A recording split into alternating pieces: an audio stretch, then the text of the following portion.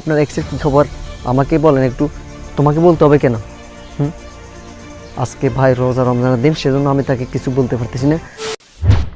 মামুন ভাই, আপনি আপনার এক্স এর সম্পর্কে একটা লাইন বলবেন। আমার এক্স এটা বোকা আদার ছোট বোনটা আছে। আমি আমার এক্সের নামে যদি বলতে চাই সেক্ষেত্রে আমি মারা যাবো। আপনি আপনার এক্সের নামে কিছু বলেন। আমার এক্স হচ্ছিল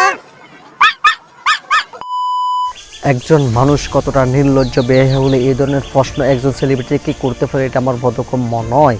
একটা মজলিসের মধ্যে অনেকগুলো মানুষ আসবে, এটাই তো স্বাভাবিক, কিন্তু অস্বাভাবিক কথা হলো যায় একজন অভদ্র লোক যদি সেখানে গিয়ে আপনাকে আবুল তাবুল প্রশ্ন করে, সেখানে সম্মুখীন হবেন আপনি।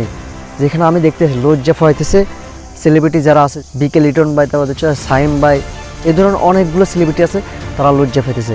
কিন্তু যে প্রশ্ন করতেছে আপনার এক্সের কী অবস্থা, এই ধরনের কথাগুলো আমি বলতে চাচ্ছি না, কিন্তু তার মুখের লজ্জা আমি দেখি নাই। যাদেরকে প্রশ্ন করতেছে তারা লজ্জা পাইতেছে, কিন্তু যে প্রশ্ন করতেছে তার লজ্জা আমি দেখতেছি না। কাদের কথা বলতেছি আপনারা হয়তো চিনেন, জান্নাত তোহার কথা বলতেছি। সে প্রশ্ন করতেছে যে সে হচ্ছে জান্নাত, এবং কি আপনারাও দেখেছেন কয়দিন আগেও তো এদের লিঙ্ক বাইর হয়েছে। আসলে কি বলবো, এদের যদি শরম থাকতো, হায়া লজ্জা শরম থাকতো, তাহলে এটা এ ধরনের কাজ করতো না। এরা ইচ্ছাকৃতভাবে এগুলো লিঙ্ক ভাইরাল করছে যাতে সে ভাইরাল হয়, এবং কি তাদের সাকসেসফুল। বোকার উইলিয়াম কারা? আমরা সাধারণ পাবলিক। বোকার উইলিয়াম তাদেরকে আমরা শেয়ার করে তাদের ভিডিও দেখে আমরা তাদেরকে ভাইরাল করে দিয়েছি, কিন্তু তারাই তো ভাইরাল হয়ে গেছে। খেলা করছে তাই তারা আবুল তাবুল প্রশ্ন করবে, আবুল তাবুল ভিডিও বানাবে, এই ধরনের ভিডিও বানায় তারা ভাইরাল হয়ে যাবে। কিন্তু বোকা বানাচ্ছে সাধারণ পাবলিককে, আমাকে, আপনাকে, সবাইকে। এই ধরনের লোকগুলা এইভাবে এমন একটা অনুষ্ঠানে কীভাবে দাওয়াত পায় সেটা আমার বোধগম্য। কারণ যেখানে সেলিব্রিটিদেরকে, যেমন সাইম ভাই, কে লিটন ভাইকে প্রশ্নগুলো করতেছে, তারা লজ্জা পাইতেছে, তারা প্রশ্নগুলোর উত্তর দিতে দ্বিধাবোধ করতেছে যে আমি কি বলবো। কিন্তু সে ফটফটায় বলতেছে যে আপনার এক্সের কী খবর আমাকে বলেন একটু। তোমাকে বলতে হবে কেন?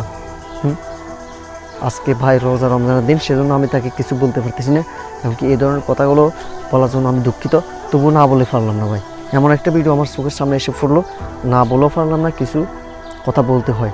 আমার একটাই প্রশ্ন ভাই, এরা যে এই ধরনের ভিডিও, ফালতু ভিডিও বানায়, তাদের কি গার্জিয়ান দেখা নাই?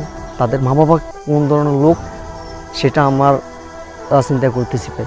তাদের আশপাশের মানুষের কথা চিন্তা ভাবনা করতেছে না যে তারা কি বলবে।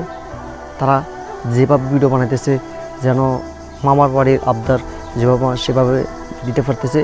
ফেসবুক সস্তা প্ল্যাটফর্ম পেয়ে তারা এই ধরনের কাজগুলো করতেছে।